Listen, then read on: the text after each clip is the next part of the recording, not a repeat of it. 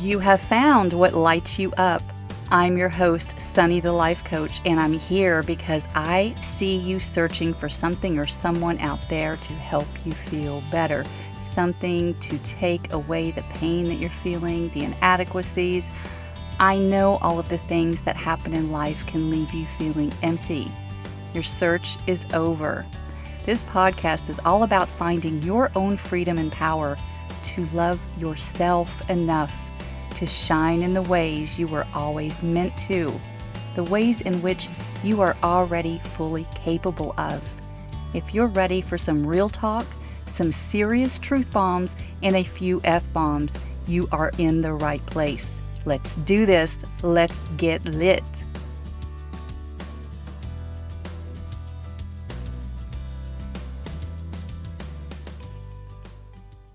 Hey there, and welcome to episode 30.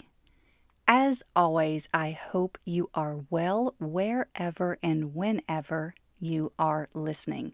I am grateful that you are here. I want to share that I have been diving deeper into my yoga practice recently. I haven't been as consistent with it as I would like to be, so I'm setting out to change that. The consistency with which I show up for myself in that way. Maybe you've never even tried yoga and you have no interest in it. Don't worry, I'm only going to brush the surface of my experience, and you'll find that it ties nicely into today's topic, which is going to be so good. Trust me. I'm bringing this up because yoga for me is as much a spiritual practice as it is exercising my body. And that's really the intention of yoga as a science. It is an ancient practice that has gained popularity in the US recently. And by recently, I would say over the past 10, 15, 20 years, it has become more mainstream. Now you can find a class at just about every gym. But those classes aren't truly yoga. Those gym classes, let me tell you, I don't get from those places what I get from practicing at home or at my local studio, which is amazing. One of the things that make my studio amazing is that no phones are allowed. Really, you're not allowed to bring anything into the room other than yourself, a water bottle, and maybe a small towel. You have to be on time. No entry after the class starts, and you can't just show up and leave while the class is in session, unless, of course, it's an emergency. Now, you may balk and feel like this is restrictive. I have a friend who's a native Indian who is never on time for anything, and for that reason, she doesn't do the studio. It's so funny. I don't feel that it's restrictive at all. In fact, it's refreshing. Leave all of your distractions behind and don't become one yourself. We're all here for this next hour to turn our focus inward and nowhere else. Oh, it's so good. Seriously. That's how a yoga class is supposed to be done, my friends. Now, if you've had any experience with a class at your local gym, it probably looks much different. I know I tried a stint at a nice premier gym last year, and really, I was there for all kinds of group classes, not just yoga. But I tried a couple of yoga classes along the way, hated it. First of all, the room was nice enough, but it was a lot smaller than the one that I was used to, and it was positioned on the second floor right above the basketball courts. So you could always hear the sound of balls bouncing and just barely muffled, really. That was such a distraction for me. Not to mention the late arrivals and early exits from the room, people just coming and going as they please, playing with their phones, rattling their keys. It was maddening. That's why I only ever did yoga a couple of times there. Those people were just there for the cardio or for the fitness part of yoga, not for the experience. Like so many of us, I really wasn't using that gym membership to its potential, so I went back to my home yoga studio, and I have vowed to never leave again. That was a silly thing to do. But that's what we do. We explore And we find out that maybe the premier gym down the street isn't really what we need after all. We live and we learn. When we get better with our life lessons, we learn even quicker. It's all great stuff.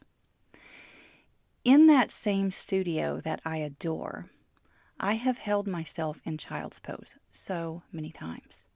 If you aren't familiar with that pose because you're not even interested in yoga, just Google it. And I invite you to try it for yourself. Just that pose. It is my absolute favorite. There's something about putting my body in that position that makes me feel comforted and safe, like I'm being held. It's hard to verbalize, but that's a start. Comforted and safe. It's the pose that good instructors will tell you that you can take anytime when you need to rest, when things are getting too hard for you. Just drop into child's pose, into that comfort, into that safety. And I found myself really having some feelings when I'm in that pose too. That's when I really connect with myself. Not every single time, but I know I have had moments where I have clearly been holding some emotions because they tend to bubble up for me when I'm either there or in Shavasana. I've literally cried without knowing why. That's why it's a spiritual practice for me, that connection, that deeper knowing of myself in a way that I can't adequately express with words. Through my continued growth as a human, I've come to realize that we're all carrying this inner child around with us in our daily lives. We don't always acknowledge her or him. I'm going to use the pronoun her today because I'll be speaking about my own inner child, but you use whatever pronoun that you identify with. It's all good. We don't always acknowledge her, but many of us experience deeper growth when we do. Your inner child is carrying the wounds of your past, and she carries the deep damage made from the thousands of little cuts that have accumulated over your lifetime. And she doesn't quite know what to do with all of that pain because, after all, she's just a child. So she does what most children do, and she looks for all of the ways that the external world can be blamed or how her problems can be solved by something or someone outside of herself. Help the bad memories to fade. Give her the love, attention, and happiness that she craves. Now, my childhood was just fine, honestly, all things considered. When I was very young, I felt loved, I felt safe, and I felt secure. Life started getting rocky when I was a teenager and my parents divorced, and I didn't blame myself for that. No, I blame my parents, of course, for ruining my life. Those are no doubt the thoughts that I had at the time. And certainly there were impacts even earlier. I've touched on my suicide attempt at 14 in a previous episode. We all have our stories, that's the point. This podcast isn't about my life story, but I'll keep sharing the highlight reel with you as we go and as they line up with what I'm talking about. The point is, we all have our pain that we carry around without fully realizing the depths of it and how it affects us daily, how we let it define who we are. And we spend years in therapy trying to reconcile all of it, trying to come to terms with it, trying to find ways to heal that are outside of us. Medications, therapy, as I mentioned, neither of those are bad things, don't get me wrong. They are simply external solutions. We also search for other people to heal us, to love us, because we've never really known love, or we believe that we haven't. We may turn to drugs or alcohol to numb the pain away, or self-harm, or even things that seem good for us on the surface, like exercise or sex. All of these things we keep searching for outside of ourselves to fix what's broken, searching for whatever or whoever will finally light us the fuck up. I had an amazing conversation with a dear friend just a couple of days ago. She is local, and while we keep trying to make arrangements to meet up, it hasn't worked in a little while. So, this was a very long talk over the phone that ended up with both of us processing some things when it comes to self worth and self love. These are so very crucial to our overall well being. Yet, as I've mentioned before, no one shows us how this works. Our parents didn't teach us how to love ourselves because they didn't know either. Their parents didn't teach them. Yet, it has been my observation that every generation gets just a little better at it. Every one of us want to do it better than what we learned. And we can reflect back on painful moments with a new sense of awareness of what things really mean. We don't often see it when it happens, but hindsight being 2020 and all. Ah, a meme just popped into my brain since it's the lovely year of 2020 as I'm recording this. My friend and I are talking about the deep wounds of her childhood. She's on a journey to heal her trauma and finding the antidotes that work for her, using therapy and other methods. During the course of that conversation that lasted almost 2 hours, I shared a couple of examples from my own story, one from childhood and one from early adulthood. I know I've already shared some background already, but I think you'll appreciate the context of these two scenarios as my friend did, and we both ended up having epiphanies because I'm going to put all of this together for you to explain how you go about the business of healing your wounded inner child. I'm going to start with the young adult story because that's the order in which things played out over the course of that phone call. And I'm basically going to recap some key points of this deep talk that my friend and I had just the other day. It was so good. I told her at the end that it was absolutely podcast worthy, and she agreed with a hell yeah, share it all, do it. In my mid 20s, I had my first ectopic pregnancy. I've already covered my own traumas from that particular experience in episode 9, When You Feel Broken.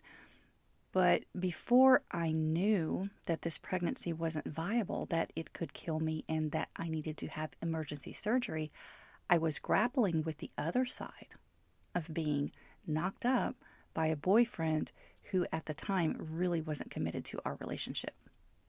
So before that first near-death experience, probably a week or two before I knew that was coming, I was sitting in the office of a therapist myself, trying to figure out how I was going to be a single mom, and I was already working 2 jobs, barely getting by, and I'd never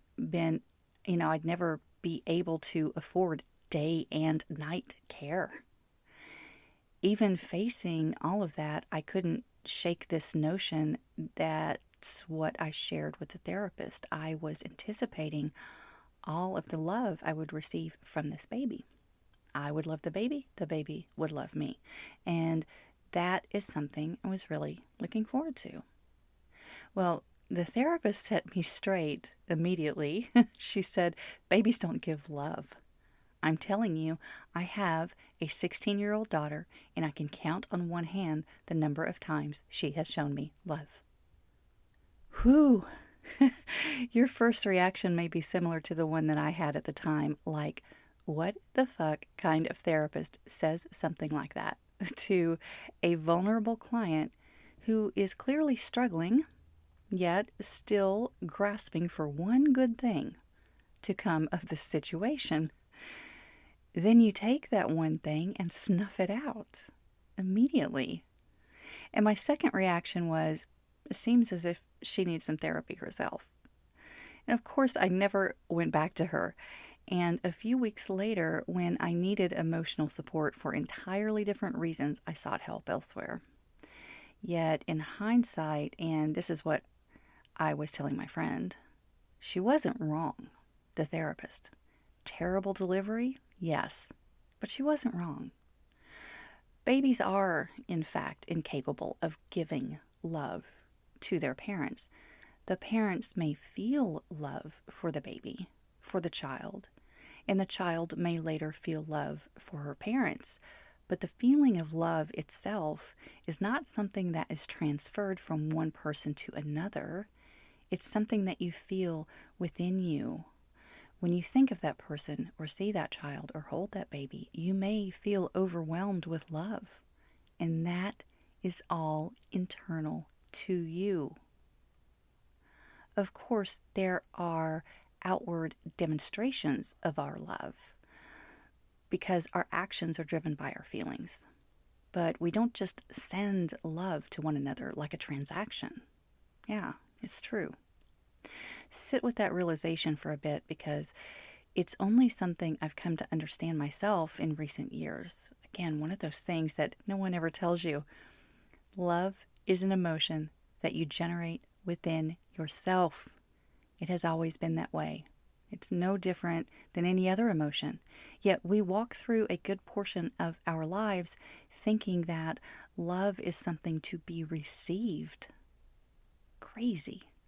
Mind-blowing truth bomb. I hope I've done a better job explaining that than the therapist did to me. Accurate message on her part, shitty delivery. Yes, sit with that awareness and think about it some more after this episode is finished because I'm going to move on to the big epiphany that my friend experienced as we talked about our inner child, and I brought up another story. We've had these discussions before, she and I have, how to move towards self-love when it feels fucking impossible. I was recapping with her not only the concept of taking on the role of parent to your inner child, but also the concept of creating ladder thoughts. Because at this point, you may be where she was in that, yes, I get that love is created by me. That makes perfect sense. But I don't know how to create it for myself. I don't even know where to begin. Well, you begin with your beliefs.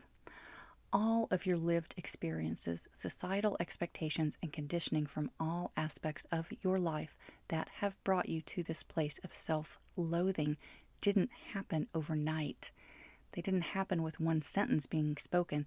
They happened day in and day out. The depths of those wounds were created by thousands of tiny cuts over time. And so now you have to take a similar approach in the opposite direction. Knowing that you have to climb this ladder of belief where each rung is a new level of belief that you can actually buy in today. That's going to take time and it's going to take dedication. We've talked about creating new thoughts to think in a ladder approach before, so this was a refresher, kind of a, yes, I know this, but I'm still stuck at the bottom place. In our conversation, I shared how powerful it is to write it down. Write it down over and over. That first sentence that gets you to that first rung on the ladder to climb out of that hole that you're in. Then you pick the next one and the next one. I said it's like when I was in elementary school. I'm much older than she is, so I'm saying to her, back in the day and in the very rural area that I attended elementary school, there were a lot of old systems still being used. We had old technology. I'm talking blackboards and chalk. I can still smell the chalk dust. And I told her that while she may have seen this in movies, these things would really happen because they happened to me. I did something wrong, and my punishment was that I had to stand in front of class and write on that chalkboard 100 times, "I will not talk in class," or "I will not chew gum in class." Whatever the infraction was, it was going to be written out for everyone else to see what I'd done, over and over and over. And hopefully, through the process of repetition and public shaming, there would be no repeats of the undesired behavior. Not from me and not from any of my classmates. That's called making an example. It must have been the visualization of me being propped up in front of the class to write out what I would not do over and over that helped everything to fall into place for my friend. She said, That's horrible, and that's abuse. Followed almost immediately by her own realization that the abuses that she had experienced as a child had also culminated over time to create the depths of the wounds she is trying to heal. It wasn't one thing, one event, one instance of being told you're a piece of shit. It's the same sentence being spoken 100 times, 1,000 times, over the course of many years, written in your brain over and over in a demonstration of public shaming. The culmination of 1,000 tiny cuts that eventually create that gaping hole. Each cut on its own isn't so painful, it's the totality of all of them. And I certainly can't recreate the power of that moment of her realization for you here, but I can tell you I could even feel it through the phone. It was an epiphany. Because from there she went to, oh my God, this is how cults work. They don't just show up at your doorstep and say, hey, you want to join my cult? Of course, we would slam the door in their face, and they know that. So that's not how they indoctrinate you. That's rarely, if ever, how it works. No, they do it through very sneaky programming over time in small ways that seem innocent or innocuous enough on the surface, but the end goal is to keep ramping it up a little at a time. Just like a belief ladder, one rung at a time. And if the stuff of eventual trauma and nightmares can be created in this way, then so can the healing from it all. To do this, you have to start with something that you can believe today. You can't simply propel yourself to the top of this ladder of new belief about yourself. You didn't get to thinking you're a piece of shit overnight. That belief was developed over time through the consistent delivery of 1,000 cuts by someone you trusted, someone you looked up to, perhaps someone you respected, admired, or even loved. This conditioning doesn't have to have occurred in childhood either. While my writing on the chalkboard incident was a childhood memory, and one that my friend immediately identified as abuse, I really didn't think anything of it back then. It's just the way classroom management worked. We all experienced it. Everyone in that school did anyway. The deeper cut for me was the therapist as an adult.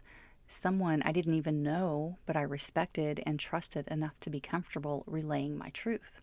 It took me a while to trust another therapist because somehow I walked away from that session thinking I had done something wrong with my thoughts.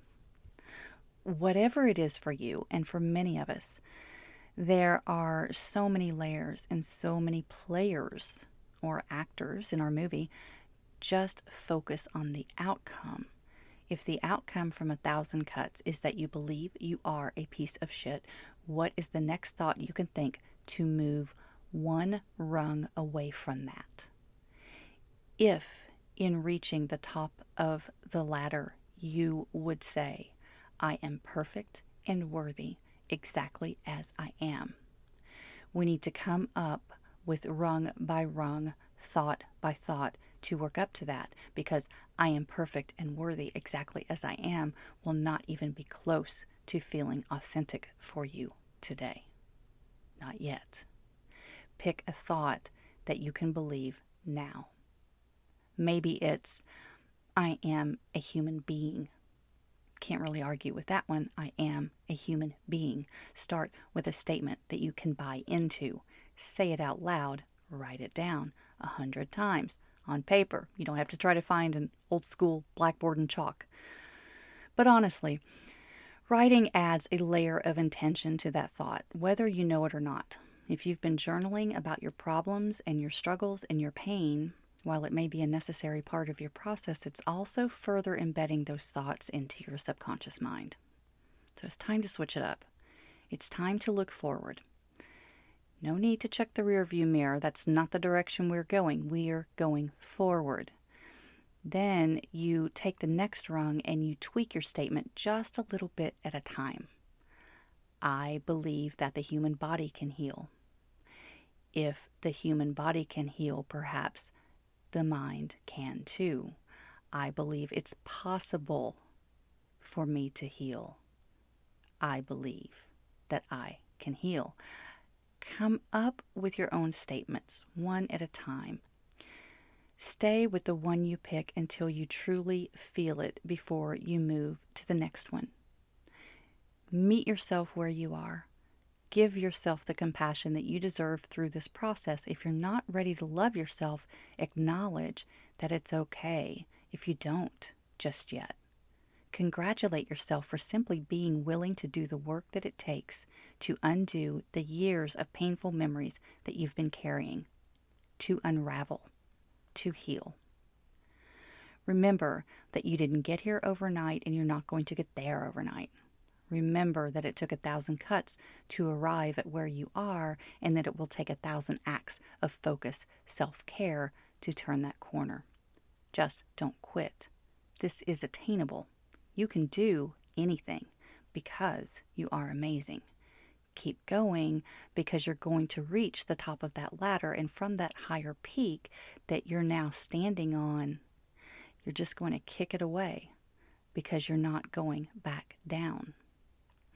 You may have been betrayed in this life by other humans whom you respected, admired, and even loved.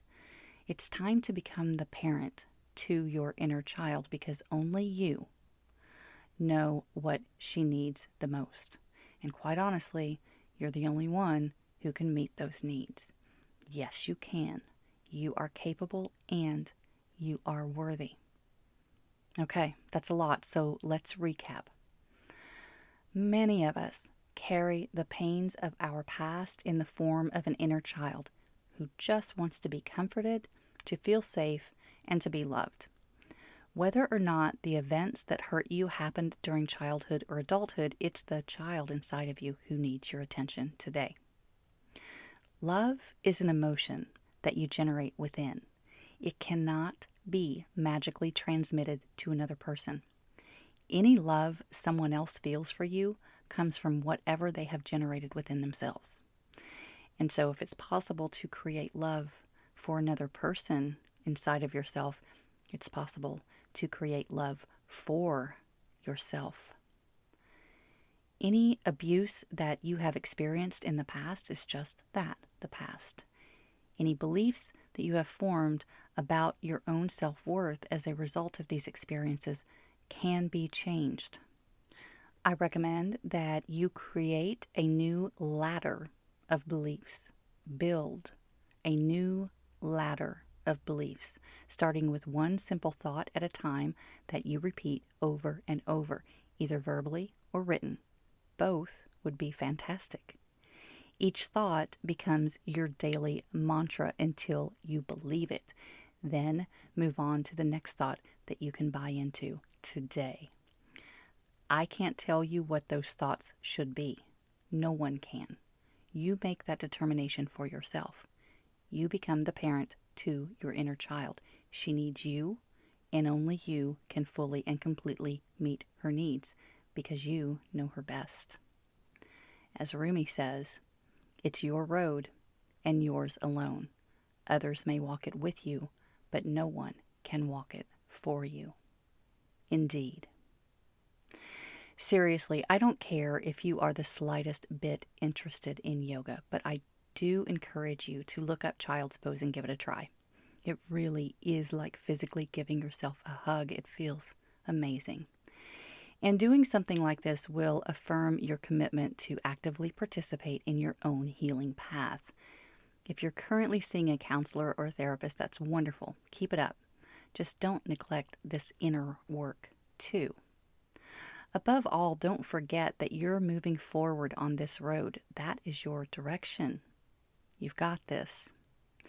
I hope you got some takeaways from this episode like I got from having that conversation with my friend earlier this week. I am honoring her now for allowing this to be shared with everyone. That is a gift. Thank you, love. It would also be an honor if you leave a review on Apple Podcasts or share this with a friend who needs this message today. Namaste. Light up. Shine on.